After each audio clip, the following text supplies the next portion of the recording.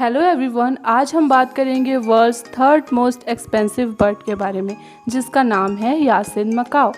इसकी कीमत इंडिया में 30 लाख रुपए है। इसके इतने महंगे होने का कारण यह है कि यह बहुत ही ज़्यादा रेयर है और इसका कलर बहुत अट्रैक्टिव है।